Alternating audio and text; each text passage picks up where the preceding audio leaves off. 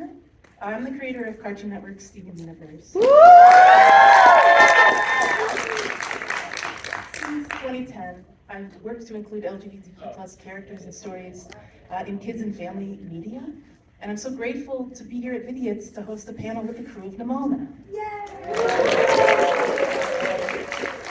Just a little background, really quick. As a member of the animation community and the LGBTQ+ community, I experienced the thrill from both sides when we learned that ND Stevenson's graphic novel Nimona was being developed into a feature film at Blue Sky Studios. The feature world was long overdue for the intrinsically queer and gender-expansive themes in ND Stevenson's work. From both communities, I experienced the shock when Blue Sky closed its doors. Of all the films to fall victim to timing, to lose Nimona felt crushingly unfair. And then both communities celebrated when the film found a new home and would see completion. What I know from my experience is this: anytime there's a piece of authentically queer storytelling in animation, it is because of passionate, dedicated individuals at the intersection of these communities. People who are willing to put their careers and even their personal safety on the line because they believe in honest artwork and a vision of a more inclusive world. I'd like to congratulate and thank the people I'm about to introduce for their dedication to this uphill battle. Please welcome the creator of the graphic novel Nimona and the co-producer ND Stevenson.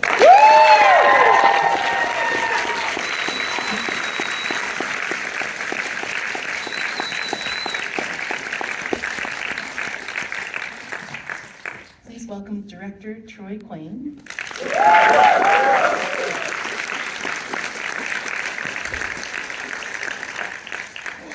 Please welcome the voice of Ambrosius Goldwyn, Eugene Lee Yang.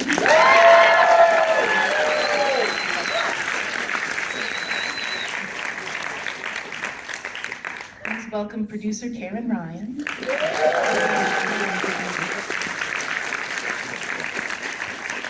And please welcome producer Julie Zackary.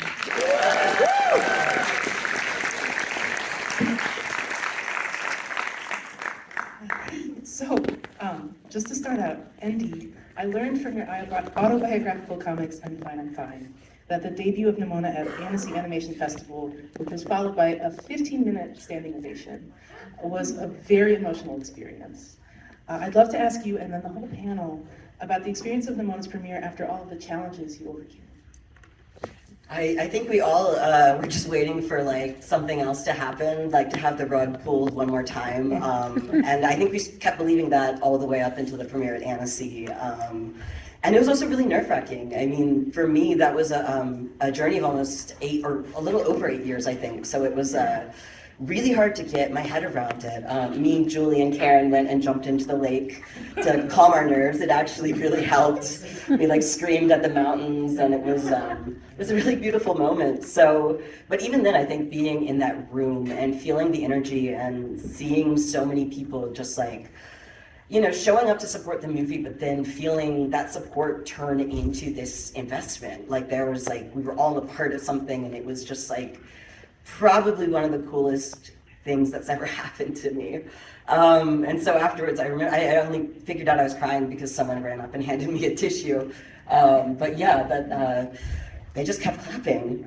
And we were like, do we stay? Should we go? Like, what happens now? Like, should someone tell them to stop? Like, yeah, I think Karen and I are like, we should go. They're just being really polite now. Karen was trying to get us out of I did. Yeah, I was like ushering us out. Like, they just want us, we have to leave. And then I got pushed back in. So. I'm like, no, you're supposed to stand there, dummies. It sounds like a way healthier way to dive in the lake and scream at them. I ate just way too much cheese and probably too much wine. That's how I prepared for it. And may not have been the healthiest way, but it was incredibly humbling because we made this movie over COVID. Just a bunch of passionate people in their dining rooms and bedrooms and basements and laundry rooms. I mean, some people using ironing boards as desks, and to suddenly be in a room with hundreds of people who are celebrating this thing that you kind of made because you just loved it so much, and to feel other people love it. Yeah, it was phenomenal. It was phenomenal. Thank you. I love it. I love your shirt. What's your name? Ezra. Nice to meet you. Nice to meet you, Ezra. Everyone, Ezra.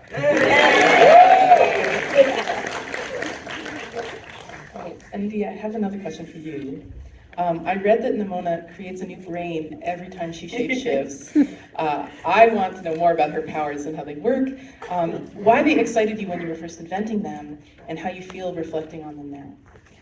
Yeah, I always was drawn to shape-shifting characters, and I always wanted to know how it worked. Like, you know, like Mystique in the X-Men, like, does she create new clothes? Like with her, it seems like maybe she does, and so, but how can she make herself bigger, smaller, like all these things. So I had all of these like shapeshifter physics in mind going into it, but I also had this idea of like, you know, Mystique always returns to her like classic blue shape, and she's really proud of that body, but like what if the person that we assume is Nimona's base shape is not actually who she really, or like not her original form, I guess.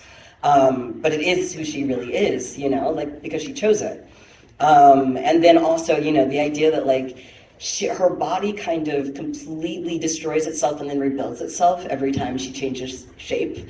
And just kind of getting into like how that would actually feel to go through, like does she like lose connection with like some of the other shapes she's had in the past? All things that I look back now and kind of realize were me like wrestling with dysphoria and thinking about my own body and like feeling a detachment from my body in that way and wanting, I guess, the freedom. I think the closest thing to Nimona's real form is her in the middle of changing, that act of flowing from one form to another. And like, that's how I feel a lot. Like, and so I didn't even know it at the time, but it was really just like, my draw to shapeshifters was so tied to my relationship with my own body and gender. That's incredible, thank you. Troy, question. The comic of Nimona is so beloved and meaningful to so many readers. How did you and Nick Bruno go about adapting the story for screen? And how did you manage to maintain the LGBTQ plus characters and themes?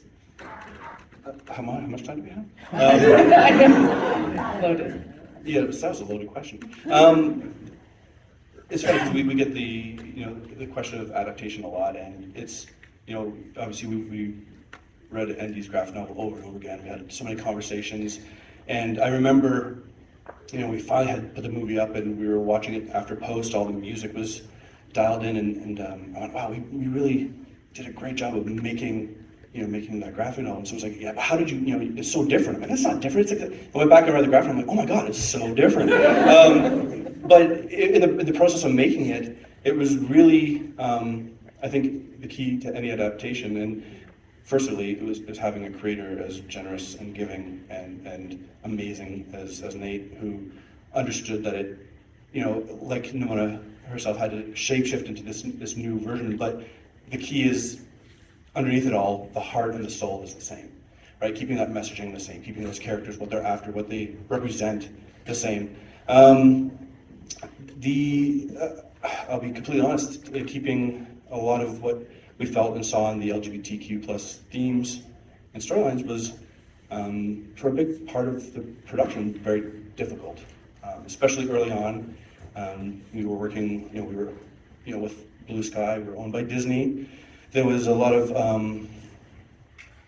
uncomfortable conversations you find yourself in at very high levels, and but you knew that our job was to represent the stories that people were being so giving and brave and sharing with us. I mean, it was the most humbling experience of my life. Making this movie has been such an incredible education and heart-opening journey.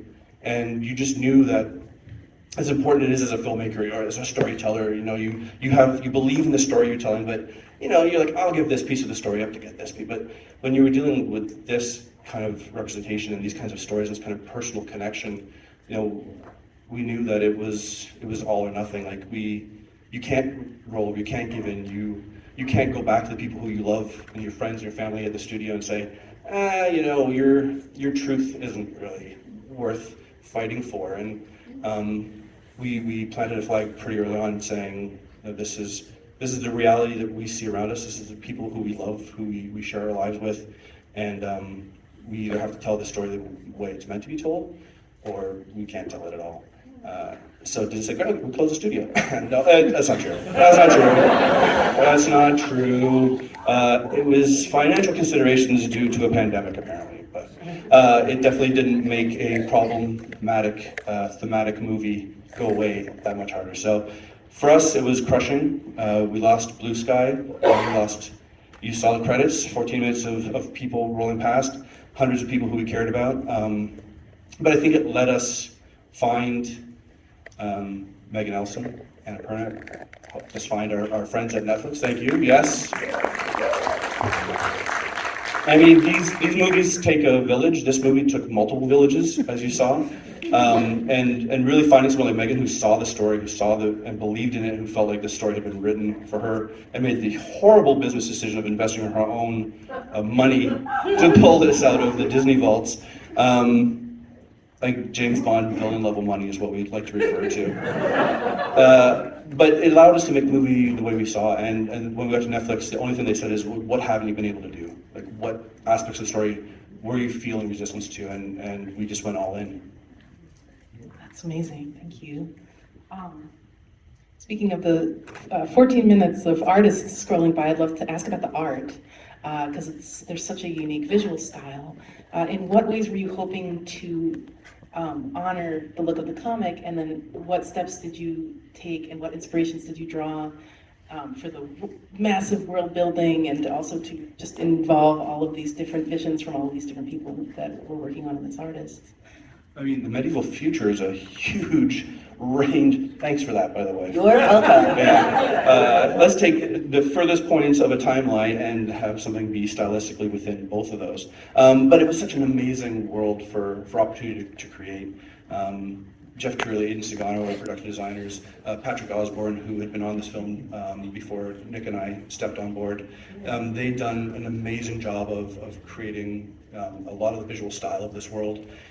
Keeping that look that felt like a throwback to 2D, but created in a CG environment. You know, it's that nostalgia meets technology, you know, medieval future, like everything thematically we were trying to keep bringing back into it.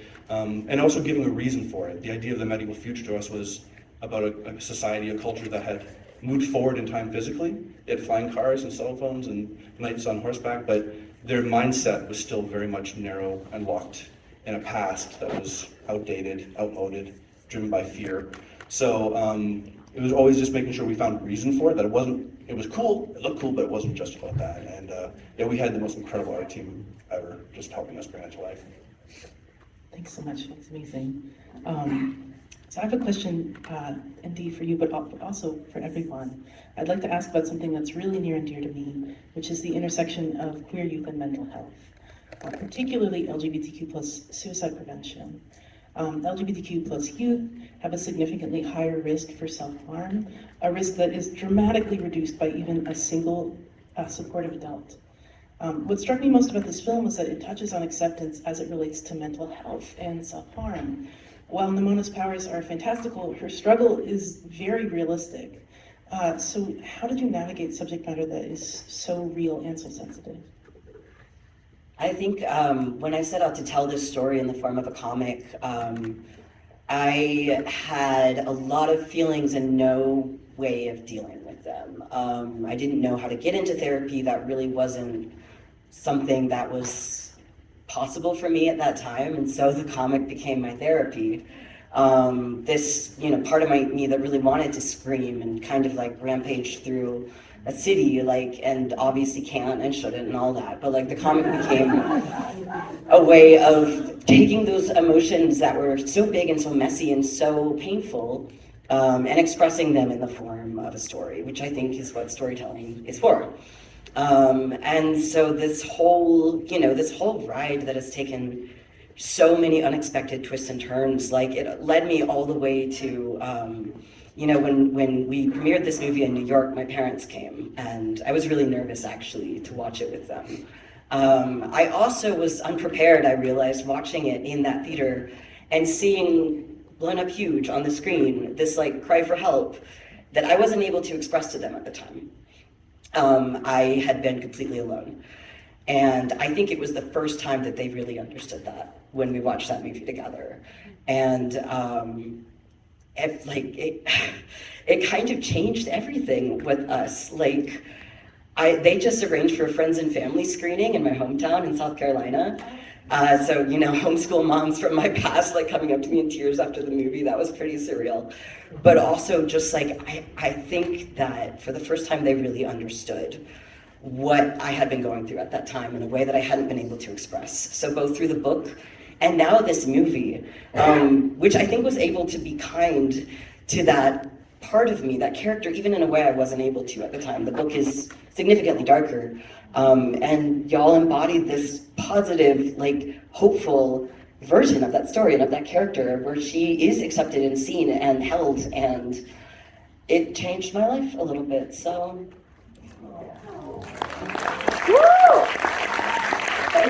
I mean, for us, we spent a lot of time talking about this, and it was so important to have that positivity at the end. I mean, so many times when you do have, you know, queer, trans, you know, LGBTQ plus characters in films, they make the sacrifice at the end to, you know, they get their story, but then they have to die for it. And I think we all felt very much why can't you find that acceptance, that ability to be seen and still be able to hopefully change minds, change lives, and be able to embrace and enjoy and experience that. So I think we found it really important. I mean, something, you know, Karen was very much a champion of as well, to make sure we fought for that kind of outcome for the film. Right.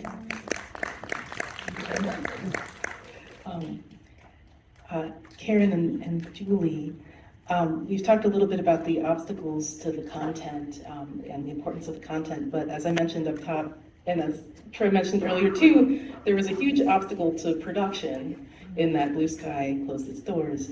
And I've seen the film described as a phoenix, which seems pretty apt. How did Nimona survive a transition from a major studio to what's essentially an indie production? It was a lot of, it was the strength of the story. It was the story that we were trying to tell and the way people connected to it. It was a real thing. I don't think any of us had seen anything like that before, where we were going through something so tragic, yet at the same time, Karen and I never thought it was over. Like we from the second we got the notification that Blue Sky was shutting down, we didn't stop until we found it at home, all through everyone's interviews and severance meetings and studios swooping in to try to like get all of our crew on, and like we were basically like giving everyone our crew, all these amazing people that we worked with for so long and loved, and they were part of families. Karen and I just kept working, and Troy and Nick, and we took those reels and we're like, okay, now what's next? So we started with other studios and we showed the reels to the other studios who are also in a pandemic. And then when the studios were like, yeah, we can't take on Blue Sky, but we think you have something really special here. Then we started calling our friends. Then we started calling our family, and we're like, what do you do? Like, how do you turn a movie around? Most of us didn't even know what turnaround meant. And it was through the strength of the reels and the way people connected. It was, everybody has felt othered at some point in their life. And there were so many messages in there from so many different people who could actually feel like, yes, I was that person. That they just kept on propelling us forward through the kindness of people, through their time, through their generous Zoom calls and phone calls. And finally, we came across Megan Ellison at the very last minute. A couple studios had gotten down the road and we didn't. We're like, yeah, we're there, we're not. And when we found Megan, she basically had told us, this is my story. Like, I related so personally to this. And she took us on, and quickly we found partners in Netflix right after. But we had to start the whole movie over, and about 70% of it had been through layout, and a couple of sequences were done in animation. But because we were changing pipelines, it was like changing from an Android to an Apple. Not everything goes in, you know, doesn't always work. So DNEG found they had to recreate everything, reanimate everything, and we had to start the process over. But it was a process that they wholeheartedly jumped into, and we connected with them very quickly. Our animation supervisor, Ted T, basically made our decision to go to DNEG because of his passion and his love of the content. And we very quickly tried to do what we had done at Blue Sky by bringing everybody in, all of the crew, all of the coordinators, all of the animators, all of the effects artists, and said, you know, you're part of this movie too, you are filmmakers with us. So we tried to recreate what we had at Blue Sky over Zoom with two different companies, but by then, you know, we were on our way. Like we had done it. Like we had gotten it. We'd saved it, and it was out there, and it was moving forward. I'm sorry, I'm like blinking because I'm starting to get like a little emotional. It was three countries, three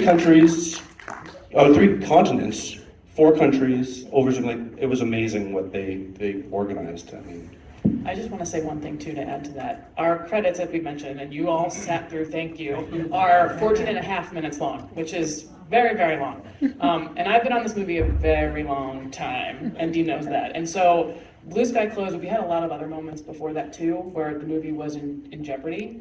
And what saved us every time is the passion of the crew, but also the entire animation industry that you see thanked on that screen. And I bet you there's a lot of you in the audience who have worked on this movie too, because everyone in this industry is a part of it, and it's because they saw themselves in the reels.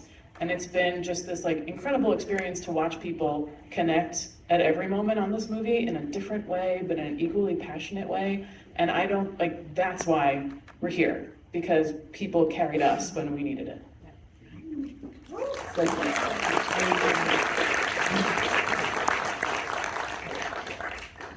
Eugene, I was wondering, because you're someone who wears many hats as a performer, but also with advocacy and activism, for all the reasons we've been talking about, these kind of stories are literally life-saving, but they're also beholden to commercial success as commercial art, which means you're balancing commercial art and advocacy and activism. So has being a part of this film informed your advocacy work?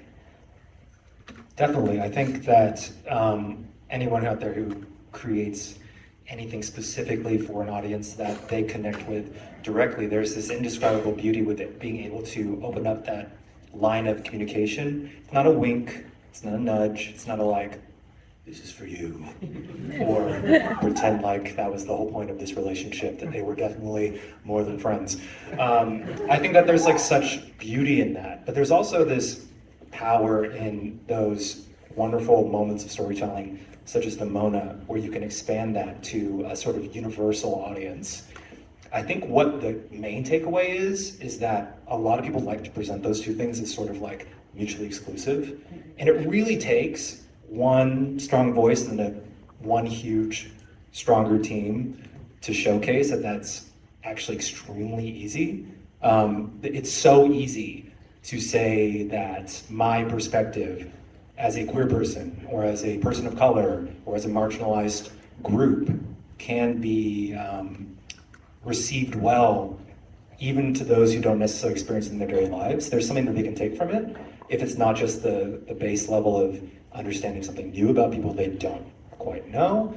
There's the other element that's really wonderful, where they just see that there's just like an echo of what their own struggles or lifestyle, we're all just sort of interconnected in that way. And I think it's really, you know, I was often asked this as someone who's just so prevalent in terms of people knowing who I am. I was always asked initially, like, oh, how do you navigate your Asianness for Asian audiences? Which is a very interesting question. Inevitably, it's a hard question, because anyone who's of any background struggles with that when you're put into a public lens. And I always say, it's really great to be able to be the extremes of both, while also inhabiting to the center. You know, people want to really pocket you in specific places. And I think something that's incredible about Nimona is that it's able to do a lot with queer storytelling while being both mainstream, quote unquote, but also explicitly, intrinsically queer. And I think that those two things can coexist. So I was really, really happy to see that. You know, I wasn't lying when I told my family that you'll have a really fun time. It's a great action romp. There's like Looney Tunes level wackiness in it. And I was like, well, wait till the third act. So, you know, I think you can have both of those things. I think mainstream media at large is waking up a little bit to that, but we are in a period of time where it's that grace period where I think we're seeing a lot of these projects pop off, where they're just saying that we can be ourselves, and it doesn't mean that we're going to present ourselves as people who should be pushed to the side. And I think that's really beautiful, and that's really the spirit of Nimona to begin with.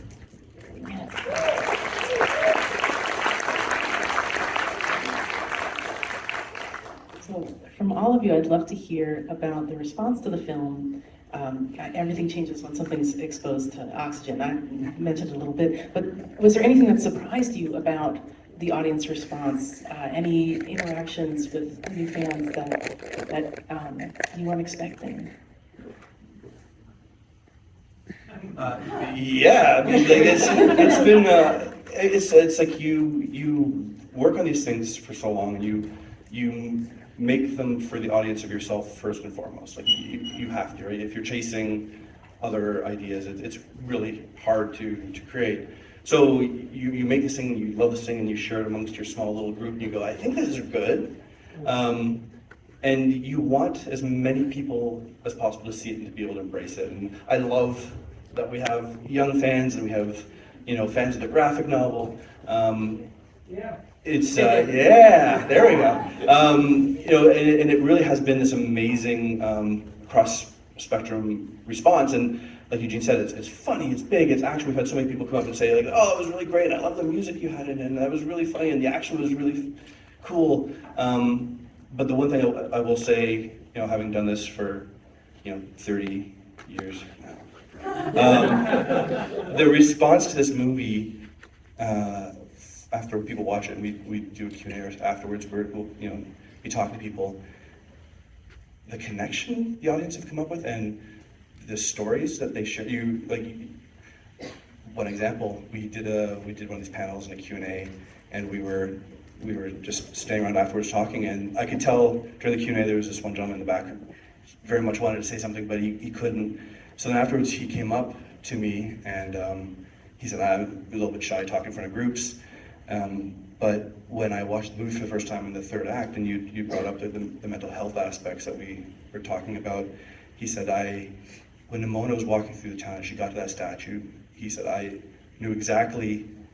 And then he stopped talking and he just leaned into me and he wrapped his arms around me and he just started sobbing. So I stood there and I held this complete stranger for about 5 minutes while he cried. And it was such an amazing and intimate and personal experience with someone who I'd never met before in my life. And that was so humbling and so different from experiences in other projects. I think I love seeing the excitement and enthusiasm and like, this movie's so much fun, and then conversely being able to sort of have those moments has been, it's been the best experience, it's been the greatest gift. I think that it's maybe less of a surprise because I do think that this is at the core of trying to get stories like this out there. But it's been really great seeing the variety of people who see themselves in Nimona. There was a time while making this movie where there was fear around like people won't be able to relate to her. Like, what do we do? Like are people not going to want to see this because they don't have that experience? And ultimately, I think like what we believed is that niche stories can also be universal.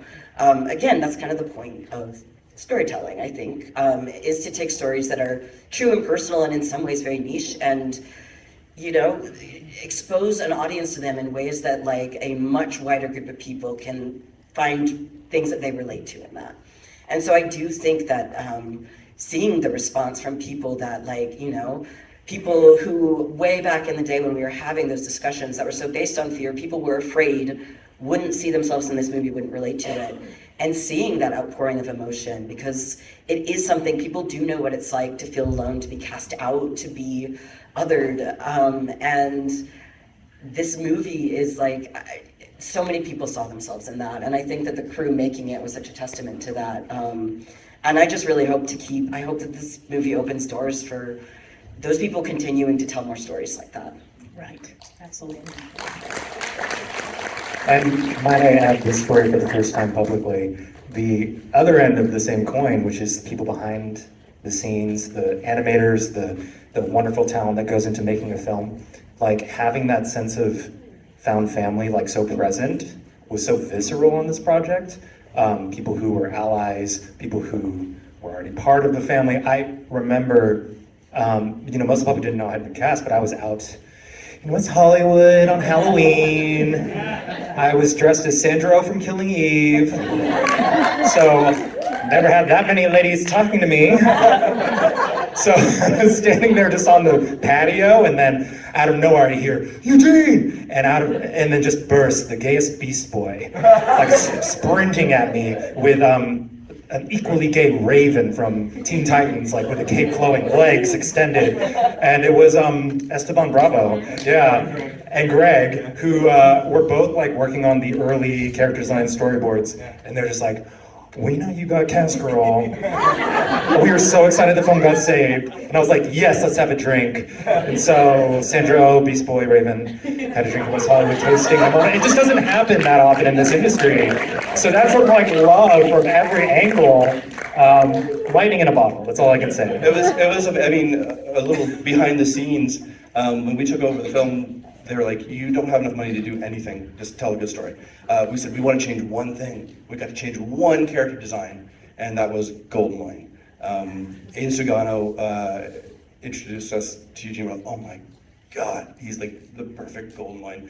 So yeah, there was so many, it was like the best worst kept secret around the studio was that we were redesigning this one like, major character, and so everyone was so excited when Eugene came on, and yeah, you were worth it. But if there's a sequel, we should have longer hair. If we can Get you the budget. I never had more FOMO in my life than you just telling that story just now. I don't know, we didn't even know each other yet, but why was I not there? Next time. We're gonna do it, yeah. Well, I have just one last question for the whole group. I would like to ask why it's so meaningful and critical to include authentic LGBTQ plus characters and stories in kids and family entertainment. Why were you compelled in those early days you were describing to stand your ground despite that pushback? I don't think I ever really decided to do this. It was just, these were the stories that came the most naturally to me. But what I found, like at first I remember thinking that maybe no one else would relate to them, or maybe I was only making them for myself, and it was all, you know, no one else was gonna like it. And through this whole, you know, the career that I have been, you know, so grateful and lucky to have, I've realized that these stories that there are people who are looking for these stories, who are fighting for these stories, who are looking for themselves on the screen the same way I did. And that it is a really, like, you know, the final scene in this movie of being seen. It is something that is so hugely powerful in a way that's almost impossible to even describe. The first time you really see yourself and you know that you belong and that you are seen. It's even like outside of being accepted and loved, all of that, it just starts with knowing that you exist and that that's all right. And so I think that this story is just, you know, trying to send out that beacon and hopefully, again, like open those doors for the next generation of storytellers to come through and tell their own stories. Yeah. I mean, and just from to build on that, I mean, as a storyteller, as a filmmaker, you're trying to always look for the truth in a narrative, the truth in a character, and to reflect the truth you see in the world around you. I mean, it feels kind of crazy to me that we're still having this conversation. Like, why would you have a movie with these kinds of things? Because these are our friends, these are our families, the world around. Like, it's to me, it's still. Maybe I'm naive, but I find it mind-boggling that just reflecting, you know, the world you see is in any way a bold choice. I think very much comes to what you were saying. You know, there's that fear of like, is it too specific? Is it too niche? But this movie's about perspective. It's about labels. You know, we always said, you know, hero, villain, monster. The only thing separating those things in our film is the perspective of the character in the moment. And I think you can be specific. You need to be specific with your characters, with your story. Be honest about what you're trying to say, because there's so many more things that connect us that than disconnect us when you really do that. And I think Nimona is a perfect example of proving that out. Like, you may not have the specific experiences that ND had when creating it, or we had fighting for this movie, but you feel the truth of who that character is, what they're going through, and there's things that we all connect to in that. So hopefully this movie existing, this movie being on Netflix, this movie having, you know, people who enjoy it, going from not existing to, you know, showing up on short lists during award season. I mean, that is a huge fairy tale leap for their lives. Hopefully that tells studios that these stories should be out there, that people want to see this, they want to see themselves reflected by a massive audience, young and old. Honestly, we just want to make Ezra I know. like the movie. I want Ezra to be my The only best character friend. we care about. Yeah. Yeah, I think people often ask me why I am such a huge fan of animation as a medium and also of genre in filmmaking. And I always say, for one thing, this idea of the seamless blend of fantasy and identity has always been present. It's ever present. It was always there. I think that it's just very ironic and honestly like sad that things like that are labeled family entertainment are sometimes seen as like the place that becomes a lightning rod for things like identities that have already existed, not only in those spaces, but in the real world and reflected in the people who created it. Like look at any Disney film, look at the history of any studio in which they were able to say, hey audience, we see you, whether it's a mustache twirling, Jafar or someone as amazing as all the characters in Steven Universe, like we find that representation pretty quickly and early on in animation. Like I wasn't dressing up as Goku, I was Sailor Mars, baby. You know what I mean? Like, and that's an okay space to express that. But I think we're also at a point where to explicitly have two protagonists be boyfriends and just not be weird about it, not say like, well, they're not really in a relationship, they're just like guys who like to like have like long glances at one another across a room. And then we'll let all the people who are buying tickets be like, oh yeah, I'm really excited, I love that they're like kind of there but not. Like that, we're just not in that, we're not in that place anymore as not just as a society, but I think also in a place where we're talking to in a family sense to our children about it. They're learning about it from their friends, from school, from social media, how like open the world is and how okay it is to be gender fluid and how okay it is to love who you love. And I think that that's something that Nimona has really become sort of this like touchstone where the reason why so much of us specifically as queer audience members responded so well to this film was that although the film is about hiding this idea allegorically of a monster, it didn't hide anything about the identity of these characters in a real world sense. And I think that's what's really beautiful. And we hope that it continues on, not just, I mean, I trust it does continue in animation, but I really hope that sparks outside of that in all forms of not just entertainment, but in media. So yeah, my biggest thanks is to just animation in general, because I think it's really provided a lot of people with the necessary language for saying like, maybe I am not so into girls, or maybe I am not so much a girl. Like it's those things that I think just come much more naturally to the art form. So yeah, I just hope it just continues and gets better from here. I just want to add, this conversation about family entertainment, right? Makes my blood boil a little bit. Yeah. Because small-minded people, sorry, I'll just say it. I've had some conversations. I've seen some. They tell me not to read the message boards, but I can't help it. That some of these thematics shouldn't be part of a family entertainment. And I'm like, except for the families where there are two dads or two moms, that's family. That's all I have to say. I'll stop there. Troy, you kind of set up what I was going to say perfectly. Which was just, Sorry. it's a quick story, but when we make these movies, we do test screenings, and we bring audiences in and families, and it's people from all different backgrounds. And there was some intimidation about what are kids going to think of this? How are they going to react to the characters? And we had a few parents kind of mention that thing and say like, oh, this is family entertainment. What is this doing in family entertainment? Not one single kid mentioned anything feeling like that. Not one. And to me, like, that's so hopeful, and that's also why we do this. Like, this is the human experience. That's what we're representing, and they felt that, and I just hope it keeps going. I just want to round this off really quick.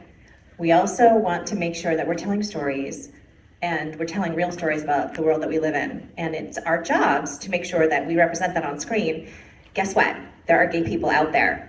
Guess what? There are trans people out there. Guess what? There are all types of people out there. And you know what? We just told a story about it and we made it not a big deal, because that's exactly the way we should be treating it. There are people of all types, and it's our job to reflect the world that we live in. And that's what we did.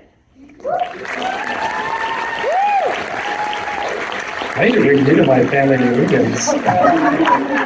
I want to add one last thing, because that kind of, something that I don't think we've talked about a whole lot, this group of us, but there is a lot, especially in the book world right now, there's a lot of censorship of queer and trans stories. It's a small group of people fighting to basically ban these books and from schools, from entire states sometimes. And having grown up in a family where reading material was very restricted, where viewing material was very restricted, it didn't make me any less trans or any less gay. And I hope that everyone here, if you hear of any of that going on around you, like, it doesn't stop gay and trans kids from existing, but it does keep them from feeling accepted. So if in any way you see this happening around you, it makes such a difference to stand up and say that that's not okay. That's not how we do things, and it's hurting the kids who need it the most. And so I hope that this movie helps those kids be seen, but I also hope that everyone here, that we can all stand up together and fight for some of the most vulnerable people who need it the most.